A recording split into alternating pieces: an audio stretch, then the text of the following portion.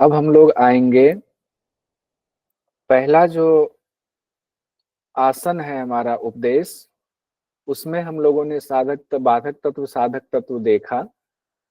उसके बाद आसन पर आते हैं।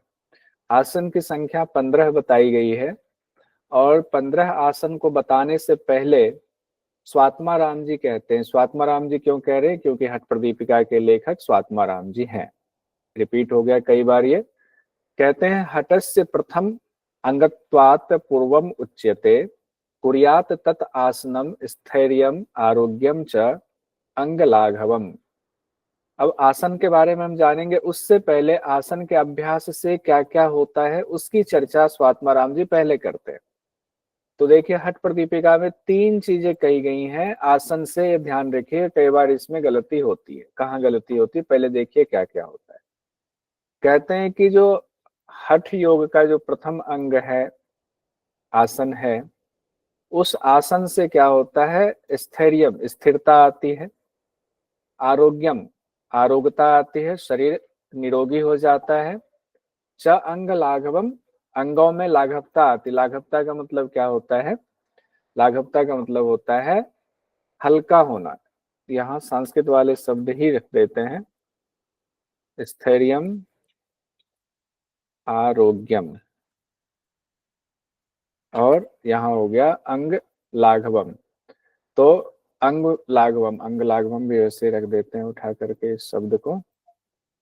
तो संस्कृत के शब्द भी कई बार पूछ दिया जाता है। तो 3 चीजें बताई गई हैं आसन से। एक तो स्थिरता आती है, शरीर निरोगी होता है और शरीर हल्का होता है। अंग लाघवम, अंग हल्का होता है। अब ये जो अंग लाघवम कहा गया है, ये घेरण संहिता में बताया गया है कि प्राणायाम से अंग में लाघवता आती है। वहीं घेरण संहिता में मुद्रा के दौरान बताया गया है कि स्थिरता आती है। तो दोनों को अलग अलग याद रखिए। हठ प्रदीपिका में ये 3 चीजें शुरुआत में ही बताई गई हैं। और घेरण संहिता में क्या है? सप्त साधन बताया गया है। तो सप्त साधन के दौरान बताया गया है। क्या बताया गया है, एक बार इसको देख लेते हैं फिर आगे बढ़ते हैं। वहां पर जो सप्त साधन यानी 7 चैप्टर हैं, षटकर्म, आसन, मुद्रा, प्रत्याहार, प्राणायाम, ध्यान और समाधि, घेरण संहिता में, उसमें कहा गया षटकर्म से शोधन होता है, आसन से दृढ़ता आती है, मुद्रा से स्थिरता आती है, प्रत्याहार से धैर्य होता है, प्राणायाम से लाघवता आती है, ध्यान से प्रत्यक्षम और समाधि से निर्लिप्तता। तो यहाँ 2 चीजें हैं, जो स्थिरता और प्राणायाम से लाघवता, ये दोनों चीजें यहाँ आसन में कही गई हैं। कहाँ? हठ प्रदीपिका में। स्थिरता और हल्कापन। और एक चीज और जोड़ दिया गया, निरोगी शरीर। तो ये बस आपको कहीं लिखना है ताकि आप डिफ्रेंशिएट कर पाओ। उसके बाद आपको अब एक एक करके 15 आसन की चर्चा हो रही है। और 15 आसन को शुरू करने से पहले स्वात्मा राम जी कहते हैं, वशिष्ठाद्य मुनिभिः च मत्स्येन्द्राद्य योगिभिः अंगीकृतानि अन्य आसनानि कथ्यन्ते कानिचित मया। यानी वशिष्ठ आदि मुनियों ने और मत्स्येंद्र आदि योगियों ने जिन आसनों को बताया है, उस आसन के बारे में कथ्यन्ते कानिचित मया, मैं बता रहा हूं। तो यहाँ पर हो सकता है, देखिए एग्जामिनर कुछ भी सवाल पूछ लेते हैं। ज्ञान की दृष्टि से आप वशिष्ठ मुनि का भी नाम जानते हैं, ज्ञान की दृष्टि से आप मत्स्येंद्र नाथ का नाम जानते हो, लेकिन क्या पता क्या पूछ दे।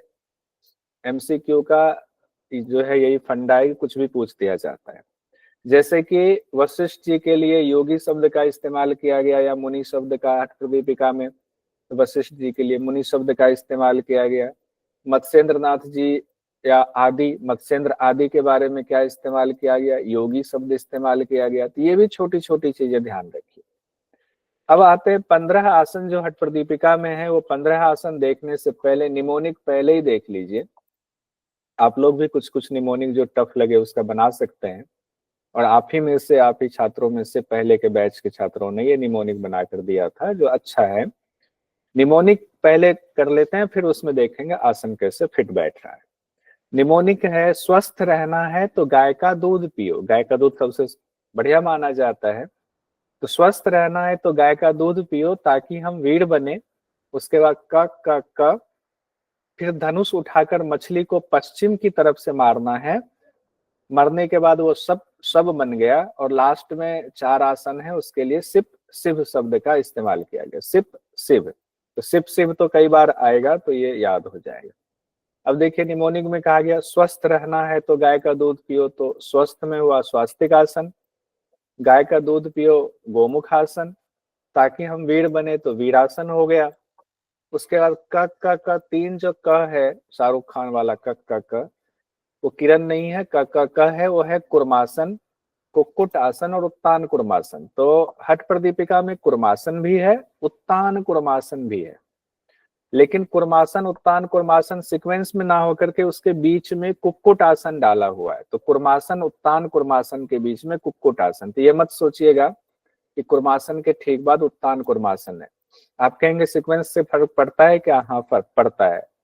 कुछ क्वेश्चन ऐसे टफ डाले जाते हैं जानबूझ करके जो जेआरएफ के लिए होता है, यानी कि आप उसको उतना ज्यादा करोगे तो जेआरएफ भी असिस्टेंट प्रोफेसर पीएचडी वालों के लेवल का ज्ञान तो नहीं होता है, उनको ज्यादा पढ़ना होगा, तो आसन भी सीक्वेंस में याद हो। तो कुर्मासन उत्तान कुर्मासन के बीच में कुक्कुट आसन। उसके बाद कहा गया फिर धनुष उठाकर मछली को पश्चिम से मारना है। तो धनुष उठाया धनुरासन, मछली हो गया मत्स्येंद्रासन, पश्चिम से पश्चिमोत्तान आसन, और मारना हो गया आपका मयूरासन। उसके बाद जब मार दिया तो क्या हुआ, मरने के बाद वो शव बन गया, शवासन हो गया। फिर जो 4 महत्वपूर्ण आसन हैं उसको सिप शिव कहा गया, सिद्धासन, पद्मासन, सिंहासन और भद्रासन। सिप शिव, सिप शिव, ये है, इसको ध्यान रखेंगे। ये सिप शिव तो कई बार आएगा, सिद्धासन, पद्मासन, सिंहासन, भद्रासन, ये कई बार आएगा। तब आपके 15 आसन कौन से हो गए? स्वस्तिक आसन, गोमुख आसन, वीरासन, कुर्मासन, कुक्कुटासन, उत्तान कुर्मासन, धनुरासन, मत्स्येंद्रासन, पश्चिमोत्तान आसन, मयूरासन, शवासन, सिद्धासन, पद्मासन, सिंहासन, भद्रासन। आप कहेंगे ये याद कैसे होगा? तो याद ऐसे होगा, निमोनिक आपने पढ़ लिया, एक दो बार देख के पढ़ा, फिर आंख बंद करके पढ़ा, ये घर में प्रैक्टिस करना है। फिर आंख बंद करके उसको याद किया, फिर एक बार उसको कागज पे लिख लिया। लिखने के बाद उसमें जो आसन वाले शब्द हैं उसको गोला बना लिया या दूसरे कलर से उसको अंडरलाइन कर लिया, और वहां आसन हमने हाथ से लिख दिया, एक बार और देख लिया, आपको पूरा कंठस्थ हो जाएगा। और कई लोग अलग अलग निमोनिक भी बनाते हैं, अमित जी ने भी मैसेज भेजा है, बहुत अच्छी बात है। 15 आसन में देखिए इसमें बहुत ज्यादा परेशानी नहीं है, किसके लाभ क्या है, क्योंकि शुरुआत के जो 7 आसन है उसमें सिर्फ विधि बताई गई, कोई लाभ नहीं बताया गया है, ये ध्यान रखिएगा। 15 आसन में शुरुआत के 7 आसन है, कौन से हैं? स्वस्थ रहना है तो गाय का दूध पियो ताकि वीर बने, क और धनुष उठाया। धनुष उठाने तक कोई लाभ नहीं बताया गया है। स्वस्तिक आसन, गोमुख आसन, वीरासन, कुर्मासन, कुक्कुटासन, उत्तान कुर्मासन, धनुरासन, यहाँ तक आसन की विधि बताई गई है, लाभ नहीं बताया गया है। बहुत बढ़िया। एक क्वेश्चन देख लेते हैं जो आपको फरवरी 2023 में पूछा गया। अब देखिए यहाँ तक हम एक एक आसन को पढ़ेंगे, उससे पहले देखिए क्या क्वेश्चन पूछा गया। घेरन संहिता के निम्नलिखित में से कौन से योगासन हठयोग प्रदीपिका में उल्लिखित नहीं है? अब घेरन संहिता आपने पढ़ा नहीं है, लेकिन आपने हठयोग प्रदीपिका तो भी पढ़ा हुआ, तो उसके हिसाब से देखिए। ऑप्शन दिया हुआ है 5, वीरासन, गुप्तासन, गोमुखासन, मत्स्यासन, उत्कट आसन।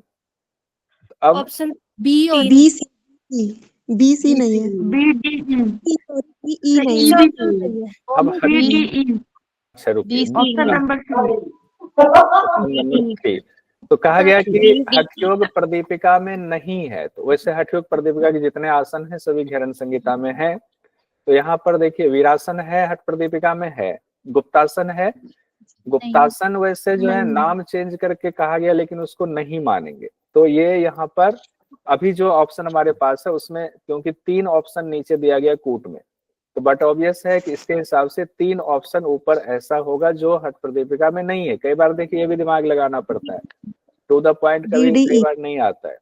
तो गुप्तासन नहीं है हठ प्रदीपिका में, गोमुखासन है हठ प्रदीपिका में, बिल्कुल है। Yes sir.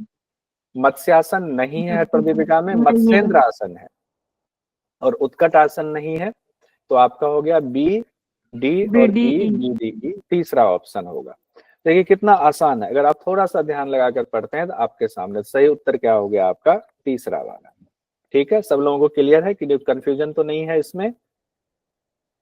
पूजा कायल जी, कोई कंफ्यूजन है? आपने हैंड रेज किया है, पूछ लीजिए, फिर हम एक एक आसन को पढ़ लेते हैं। और चिंता मत कीजिए, आसन से रिलेटेड देखिए, हठ प्रदीपिका से रिलेटेड आसन से जो PYQ है उसको हमने अलग से निकाल के रखा हुआ 2017 से लेकर के अभी 2024 सितंबर तक का, तो वो भी आपको करा देंगे एक बार।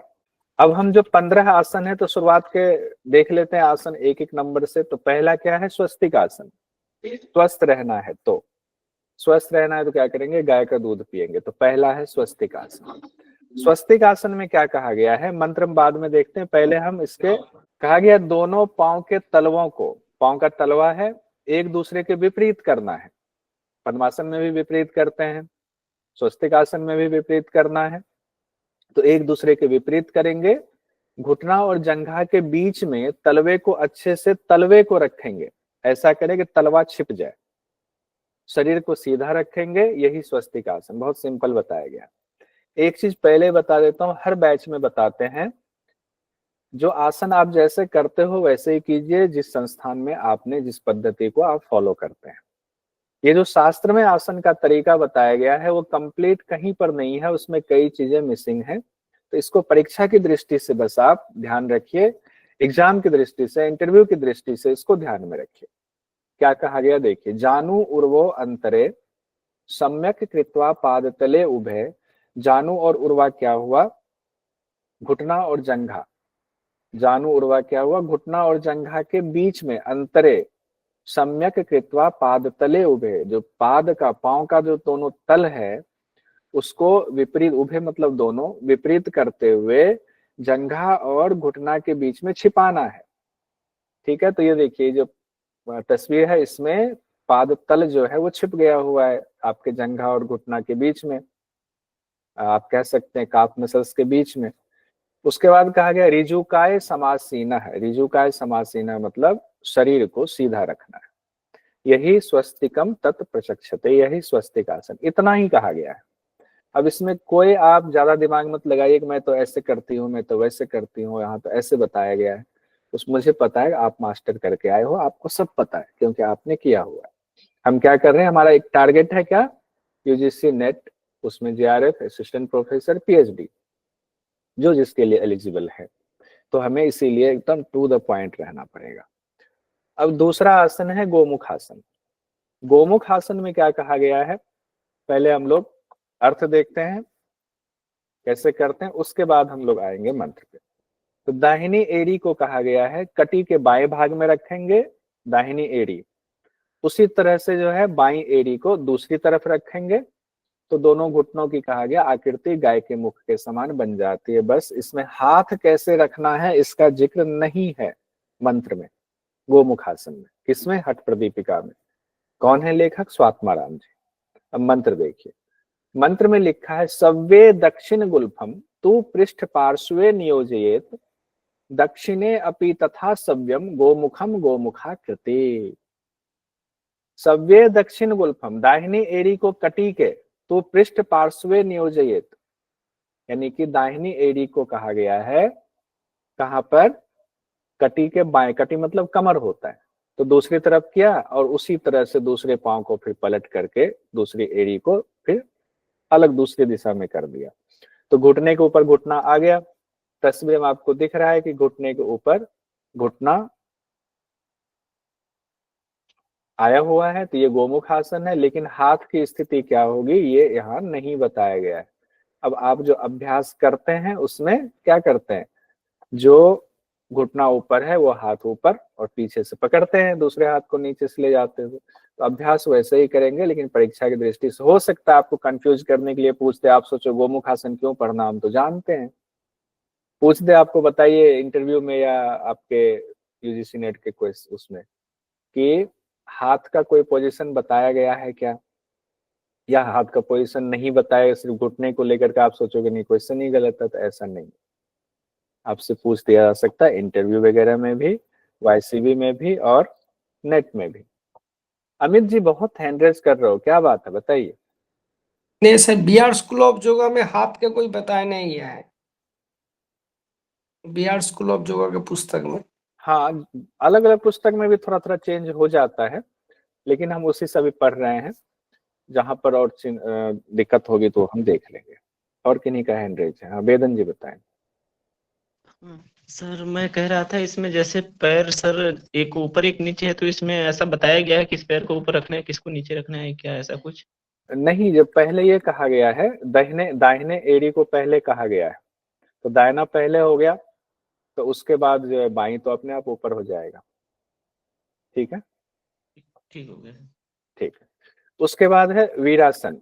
वीरासन में हम आते हैं, कई बार देखिए अलग अलग ग्रंथकार या अलग अलग प्रकाशकों में थोड़ा सा अंतर हो जाता है। उसके बाद तीसरा आएंगे वीरासन में।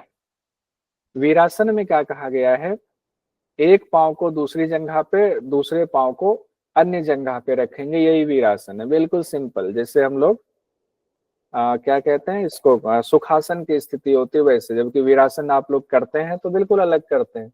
देखिए मंत्र में क्या कहा गया, एकम पादम एकस्मिन विन्यसेत उरुनी स्थिरम। एकम पादम एकस्मिन विन्यसेत उरुनी स्थिरम इतर अस्मिन तथा च उरु वीरासन मितिरितम। एक पांव को एकम पादम कहा गया है, एकस्मिन विन्यसेत रख देंगे, उरुनी स्थिरम दूसरी जंघा पर एक पांव को स्थिर कर देंगे, इतर अस्मिन तथा, और वही कहा गया है कि दूसरे को फिर पलट करके नीचे रहा, दूसरे पांव को अन्य जंघा के नीचे रख देंगे, इतर अस्मिन। तो अब उसको दूसरे तथा च उरु नीचे रख देंगे, तो इसी को वीरासन, हम लोग इसको क्या कहते हैं, सुखासन कहते हैं, सिंपल। तो यही बताया गया है हठ प्रदीपिका में, वीरासन में। उसके बाद हम लोग आते हैं कुर्मासन में। कुर्मासन में कैसे कहा गया है, इसमें थोड़ा अलग कहा गया कुर्मासन में। हाँ श्रीनी जी बिल्कुल सही कह रहे हो, अर्ध पद्मासन जैसा भी लग रहा है, सुखासन से ज्यादा अर्ध पद्मासन जैसा। ठीक, बिल्कुल अच्छा आपका मैसेज है, बढ़िया। कुर्मासन में कहा गया दोनों एड़ी को उल्टा करके गुदा के पास रखेंगे, यानी दोनों एड़ी पीछे करेंगे लेकिन उल्टा कर रखा गया है, और कहा गया इसे योगविदों ने कुर्मासन कहा है। तो देखिए मंत्र क्या है, गुदम निरुद्ध गुल्फाभ्याम, गुदम गुदा द्वार को, उसके बाद कहा गया निरुद्ध मतलब वहां दबाएंगे, गुल्फाभ्याम कहा गया है दोनों एड़ी से, व्युत क्रमेण समाहिता है, जैसे व्युत क्रमेण आया वैसे ही कहा गया उल्टा करके। कुर्मासनम भवेत एतत् इति योगविदो विदु, इसी को कुर्मासन कहा है। तो कैसे, देखिए ऐसे सामने से दिख रहा है तो इसमें पता नहीं चल रहा एड़ी कैसे है, एड़ी को पलट करके रखा होगा, लेकिन इसमें पता चल रहा है साफ साफ, दूसरी तस्वीर पीछे से ली हुई है कि एड़ी जो है बिल्कुल क्रॉस किया हुआ है, दोनों एड़ी गुदा के द्वार के दबाए हुए हैं। तो इस तरह से कुर्मासन बताया गया, लेकिन हो सकता है इसमें कई चीजें मिसिंग हो, तो बस परीक्षा की दृष्टि से इतना हम लोग ध्यान रखेंगे। पांचवा हमारा कुक्कुट आसन। कुक्कुट आसन में क्या कहा गया है कि पद्मासन लगाएंगे और फिर दोनों हाथों को घुटनों जंघा के बीच में रखेंगे, फिर हाथों को भूमि पर रखकर शरीर को ऊपर उठाएंगे, व्योमस्थम कहा गया, व्योम मतलब आकाश में उठा लेंगे। कुक्कुट आसन ऐसे ही करते हैं, संयोग से यहाँ पर जो कुक्कुट आसन है, ये जो जैसे हम लोग करते हैं व्यवहार में वैसे ही बताया गया है।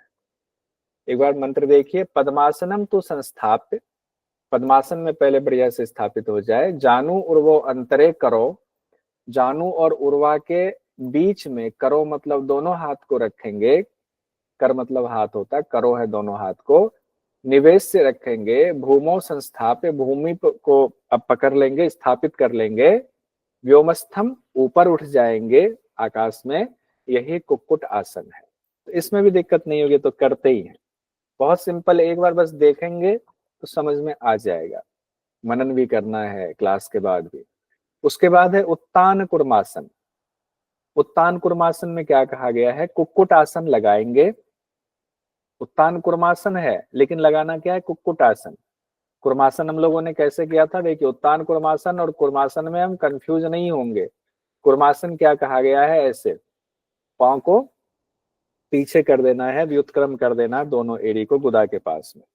आप सोचेंगे कुर्मासन ऐसे तो उत्तान कुर्मासन इसी में उत्तान हो जाएंगे, लेकिन ये नहीं कहा गया है। उत्तान कुर्मासन में क्या कहा गया है, कुक्कुट आसन में पहले आएंगे, दोनों हाथों से कंधों को पकड़ लेंगे। उत्तान मतलब तो पीठ के बल तो लेट ही जाएंगे, लेकिन दोनों हाथों से कहा गया कंधे को पकड़ लेंगे, कछुए की तरह चित्त लेट जाएंगे, यही उत्तान कुर्मासन है। क्या है मंत्र में, कुक्कुटासन बंधस्थो, यानी कुक्कुट आसन में स्थित हो जाइए, दोर्भ्याम संबंध कंधराम, दोनों हाथों से कंधे को पकड़ लेंगे, शेते कुर्मवत उत्तानम, अब कुर्म की तरह यानी कछुए की तरह उत्तान लेट जाएंगे, यही उत्तान कुर्मासन है। उत्तान कुर्मकम इसी को कहा गया है।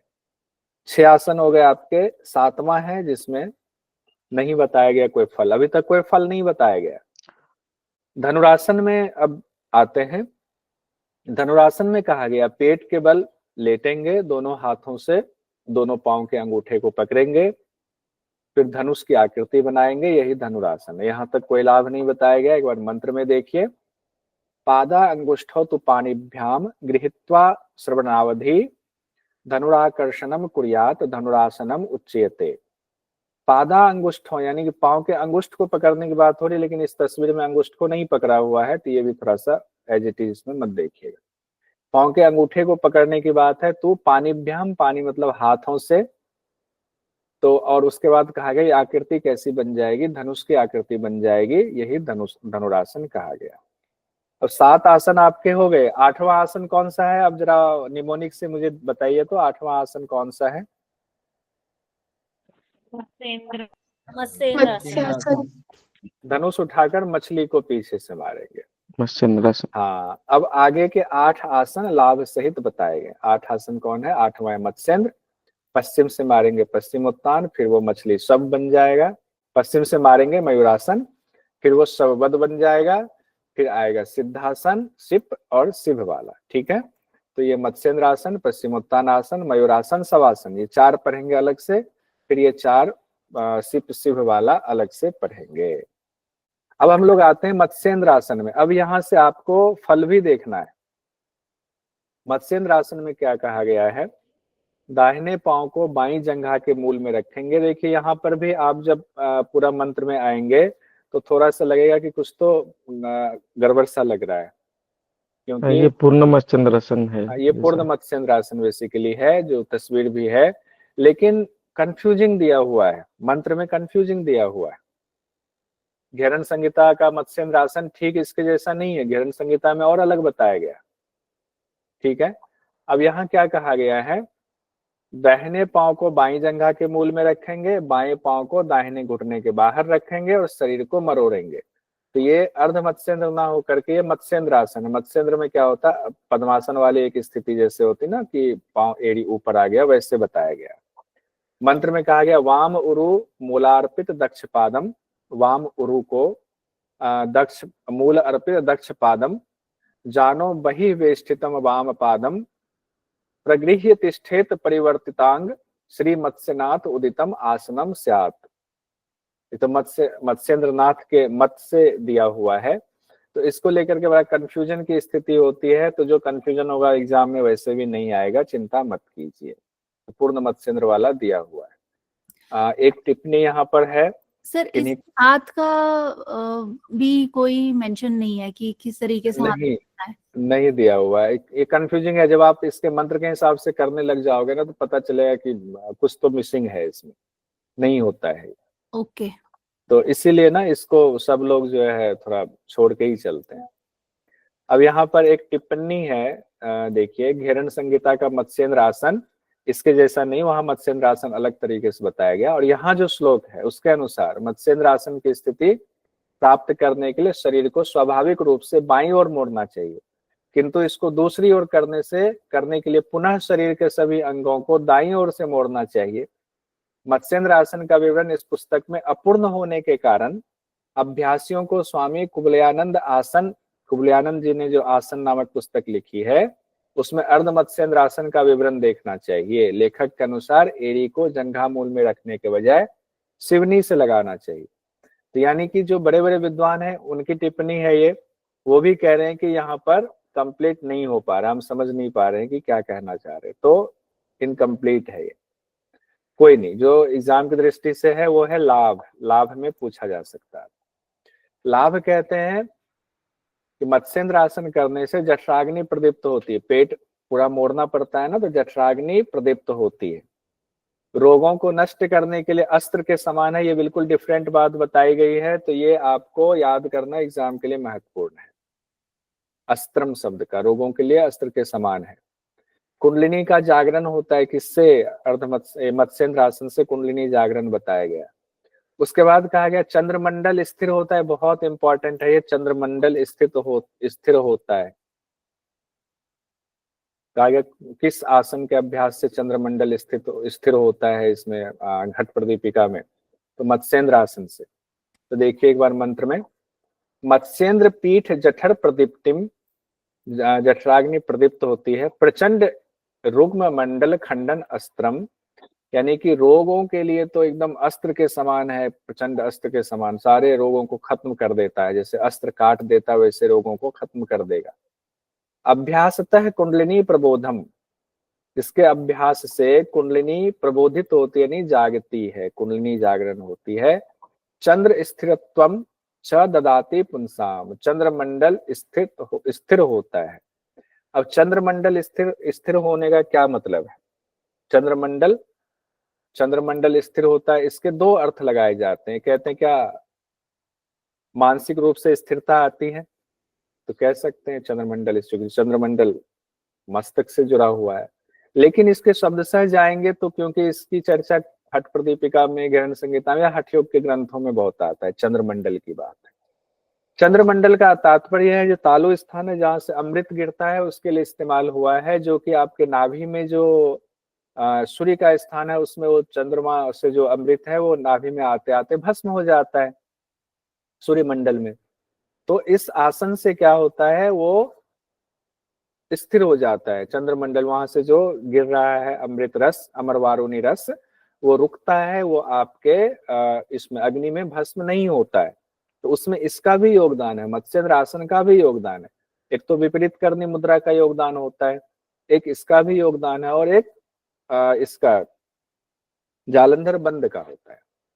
तीन से जो है चंद्रमंडल का रस जो है वो भस्म होने से बचता है, तो उसमें उसी के लिए इस्तेमाल किया गया है, चंद्रमंडल स्थिर होता है। अभी किन्हीं का मैसेज था, क्लियर हो गया? चंद्रमंडल किससे स्थिर होगा कहा गया हठ प्रदीपिका में? मत्स्येंद्र आसन से। ठीक है, 9वां आसन हम लोग देखते हैं, पश्चिमोत्तान आसन को। पश्चिमोत्तान आसन के बारे में क्या कहा गया है? दोनों पांव को जमीन पर दंड मतलब होता है लाठी, दंड की तरह फैला दें, फिर दोनों हाथों से पांव के अग्रभाग को पकड़ लेंगे। उसके बाद कहा गया जानु यानी घुटने के ऊपर ललाट को स्थापित कर देंगे, इसे ही पश्चिमोत्तान आसन कहा गया है। पश्चिमोत्तान या पश्चिमोत्तान दोनों शब्द आता है।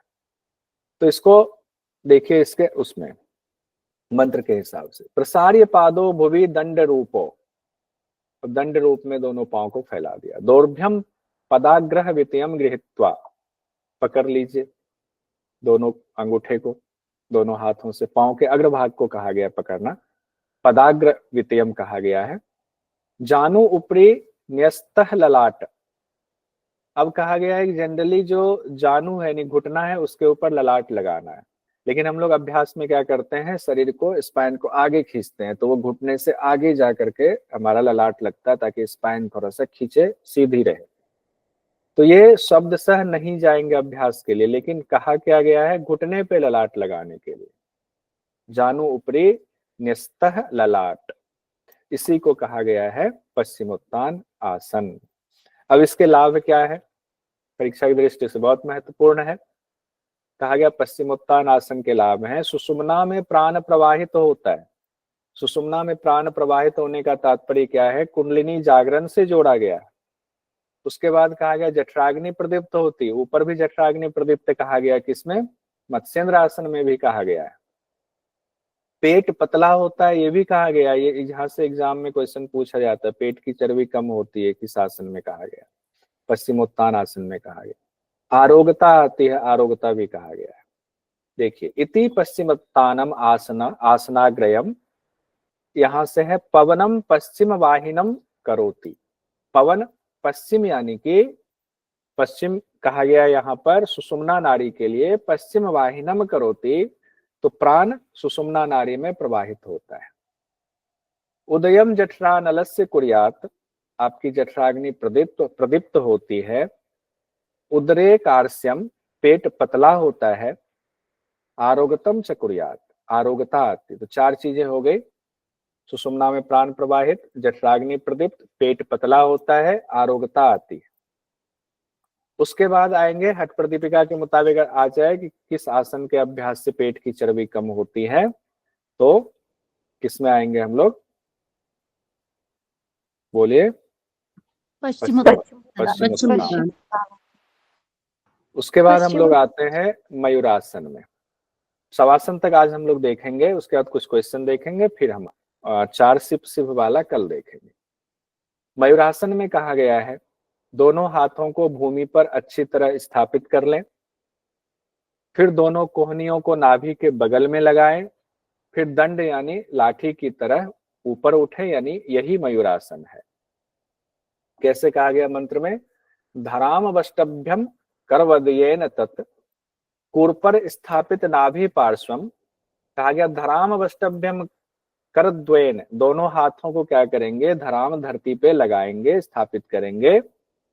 कूर्पर स्थापित नाभि पार्श्वम, कूर्पर मतलब कहा गया कोहनी को, कोहनी को कूर्पर कहा जाता है। कोहनी को स्थापित करेंगे कहाँ, नाभि पार्श्वम, दोनों नाभि के बगल में कर दिया स्थापित, तस्वीर में भी दिख रही है। उच्चासनो दंडवत उत्तिष्ठ, उत्तिष्ठ कहा गया कि अब दंडवत, दंडवत मतलब बिल्कुल सीधा जो है ऊपर उठ जाएंगे। उत्थित कहाँ, खे, खे मतलब ऊपर, आकाश की तरफ उठेंगे। तो जब हम उठेंगे उत्थित खे होंगे, तो ये मयूरासन कहा गया है। मायूरम एतत् प्रवदन्ति पीठम, इसी को मयूरासन कहा गया। लेकिन लाभ इसके कितने बताए गए हैं, बहुत बहुत लाभ बताए गए। कहते हैं क्या लाभ है, समस्त रोगों का नाश होता है किससे, मयूरासन से सभी रोग नाश होंगे। गुल्म उदर का दोष दूर होता है, गुल्मोदर, गुल्म और उदर का दोष शब्द इस्तेमाल किया, गुल्म और उदर का दोष दूर होता है। कुपथ्य भोजन को भी पचा लेता है, यानी कि कुछ ऐसा चीज जो पचने में दिक्कत होती है वो भी पच जाता है। जठराग्नि प्रदीप्त होती है, अभी तक तीनों आसन में जठराग्नि प्रदीप्त की बात आ रही है। और इसके लिए शब्द किया गया, एक शब्द है कालकूटम। कालकूटम शब्द किसके लिए इस्तेमाल हुआ है, मयूरासन के लिए। एक और बात है, मयूरासन के लिए श्री शब्द का इस्तेमाल किया गया, श्री लगाया गया है, तो ये भी ध्यान रखेंगे किस आसन में श्री लगाया गया, मयूरासन में। एक बार मंत्र के हिसाब से देख लेते हैं लाभ। हरति सकल रोगा नासु गुल्म उदरादीन, सभी रोगों का नाश होता है, किन्हीं का माइक खुला है, सभी रोगों का नाश होता है, हरने वाला है। गुल्म उदर के रोग भी खत्म होते हैं। अभिभवति च दोषानाशनम श्री मयूरम, तो श्री लगाते हैं ना, मतलब बड़ा इज्जत दी गई इस आसन को। दोषों का नाश होता है इससे। बहु कदशन भुक्तम भस्म कुर्यात शेषम, अगर कोई गलत भोजन भी आप खा लेते हैं, कुपथ्य भोजन भी खाते हैं, उसको भी भस्म कर देता है। जनयति जठराग्निम जारियेत कालकूटम, जठराग्नि को प्रदीप्त करने वाला है। और कालकूटम यानी कि काल को भी कूटने वाला, ऐसे याद कर लीजिए निमोनिक, काल को कूट देता है, यानी काल का आपके ऊपर असर नहीं पड़ता है। कालकूटम शब्द कहा गया, काल के चक्रव्यूह से छूट जाएंगे। ये सब शब्द शाब्दिक अर्थ जो है कालकूटम, ऐसा नहीं है कि काल को कूट लेंगे, वो सब ऐसा कुछ नहीं है, बस भावार्थ निकाल करके पढ़िए। विशेष बात में क्या है, मयूरासन के लिए श्री शब्द का इस्तेमाल किया गया है, तो एग्जाम में आता है किस आसन में श्री लगाया गया है, तो मयूरासन में श्री लगाया गया है। अब एक लास्ट आसन हम लोग पढ़ेंगे, शवासन। शवासन में बहुत छोटा सा है, कहा गया उत्तानम शववत भूमो, भूमि पर शववत उत्तान लेट जाएंगे पीठ के बल। शयनम तत् शवासनम, शवासन की तरह बिल्कुल सब जैसा अपने आप को महसूस करते हुए लेटे रहेंगे। शवासनम श्रांति हरम चित्त विश्रांति कारकम, ये 2 चीजें कही गई। शवासन जो है श्रांति हरणम, और चित्त को विश्रांति देने वाला। श्रांति हरना मतलब आपके श्रम को, आपके थकान को हर लेगा और चित्त को भी विश्रांति देगा। तो दो ही लाभ बताया गया है। एक तो जमीन पर सबके समान चित्त लेटना शवासन है, दो फायदे बताए गए हैं, श्रांति हरम और चित्त विश्रांति, यानी शारीरिक और मानसिक दोनों थकान ये मिटा देता है। तो एक बार चारों का ये जो चार आसन हमने पढ़ा भी, इसका लाभ देखते हैं। मत्स्येंद्र आसन में क्या क्या है? जठराग्नि प्रदीप्त, रोगों के लिए अस्त्र के समान कहा गया मत्स्येंद्र आसन में। कुंडलिनी जागृत की बात की गई है और कहा गया चंद्रमंडल स्थिर होता है। ये आपका हो गया मत्स्येंद्र आसन का। पश्चिमोत्तान आसन में कहा गया प्राणवायु सुषुम्ना में प्रवाहित होती है, जठराग्नि प्रज्वलित होती है, उदर यानी पेट पतला होता है, शरीर निरोगी होता है, आरोग्यता आती है। फिर आया मयूरासन में कहा गया सभी रोग दूर होते हैं, उदर और गुल्म का रोग भी दूर होता है, अधिक या भोजन या कुपथ्य भोजन खाएं वो भी पच जाता है, कालकूटम कहा गया विष भी पच जाता है, और मयूरासन के लिए श्री शब्द का इस्तेमाल किया गया है। चौथा है शवासन, थकान दूर होती है और चित्त को भी शांति मिलती है, यानी मानसिक शारीरिक दोनों थकान दूर होती है, ये कहा गया। अब उसके बाद सिप शिव वाला आगे आएंगे, पहले थोड़ा सा देखते हैं इसमें से अभी तक जो पढ़ा कुछ आया हुआ है PYQ में क्या, एक बार चेक कर लेते हैं। देखिए एक ये क्वेश्चन है जो 2017 में पूछा गया था जनवरी में। हठ प्रदीपिका के अनुसार निम्नलिखित में से कौन सा लाभ पश्चिमोत्तान आसन का नहीं बताया गया है? अब अभी आप लोगों ने पढ़ा है, जल्दी से देख के बताइए, उम्मीद है सही आंसर देंगे। So one फर्स्ट ऑप्शन अम्लता कम। किन्हीं को कोई कंफ्यूजन है इसमें? पहला ऑप्शन सही होगा, अम्लता कम करता है, पहला ऑप्शन होगा इसका। ठीक है, क्योंकि पश्चिमोत्तान का पेट की चर्बी कम करता है, सुषुम्ना में प्राण प्रवाहित करता है, जठराग्नि बढ़ाता है, तीनों चीजें कही गई हैं। अम्लता कम करता है ये नहीं कहा गया। अब दिसंबर 18 का देखते हैं कौन सा है। हाँ, हठ प्रदीपिका के अनुसार गुल्म रोग में कौन सा आसन लाभकारी है? गुल्म रोग में कौन सा आसन अभी आपने पढ़ा हुआ है? मयूरासन। तो आपको लगता है कि अभी जो पढ़ा है तो हम आंसर PYQ दे सकते हैं? ये नेट का क्वेश्चन है, तो मयूरासन आपने पढ़ा हुआ है, गुल्म रोग। अब देखिए 22 नवंबर 2021 को पूछा गया। अच्छा, ये तो अभी पढ़ा नहीं है तो इसको कल देखेंगे इस वाले क्वेश्चन को। ठीक है, देखते हैं और कोई है। मन सामान्य, ये देखिए तो जरा, हठयोग प्रदीपिका और घेरन संहिता दोनों ग्रंथों में मन सामान्यतः उल्लिखित योगासन है। में सामान्यतः, मन में सामान्यतः उल्लिखित योगासन है, जो दोनों में है, हठयोग प्रदीपिका घेरन संहिता। तो मैंने बताया था उसका फॉर्मूला, जो हठयोग प्रदीपिका में आसन है सब घेरन संहिता में है। तो देखिए कि हठयोग प्रदीपिका में कौन कौन सा है तो पता चल जाए। मयूरासन है, मयूरासन है, कुक्कुटासन है, कुक्कुटासन, मत्स्यासन है, मत्स्यासन नहीं है, सिंहासन है, सिंहासन है, वक्रासन नहीं है। तो देखिए कौन कौन सा? मयूरासन, कुक्कुटासन, ABD। तो कौन सा दो नहीं है? मत्स्यासन नहीं है हठ प्रदीपिका में, वक्रासन नहीं है। ठीक है, एकदम कंफर्म, कोई कंफ्यूजन तो नहीं है?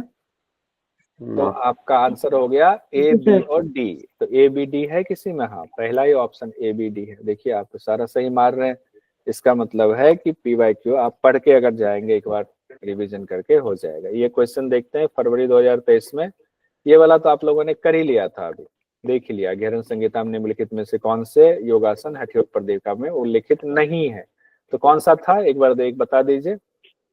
गुप्तासन, गुप्तासन और मत्स्यासन, वक्रासन। ठीक है, BDE तीनों नहीं था ना, BDE तीनों ही नहीं था। अब देखते हैं ये वाला है क्या। हाँ, ये देखिए 18 जून को जो पेपर कैंसिल हो गया था, जो हुआ था जून वाला, उसमें पूछा गया था निम्नांकित में से श्रम हरम चित्त विश्रांति करणम हेतु कौन सा योगा? शवासन का हमने आंसर क्यों लिख दिया, शवासन। ठीक है, अब यहाँ देखते हैं सिंहासन वाला तो अभी कल पढ़ेंगे तब आएगा, इसका अभी नहीं देखेंगे। ठीक है, ये कल देख लेंगे। और भी आसन के सवाल होंगे, अभी मोटा मोटा हम लोगों ने ये देख लिया।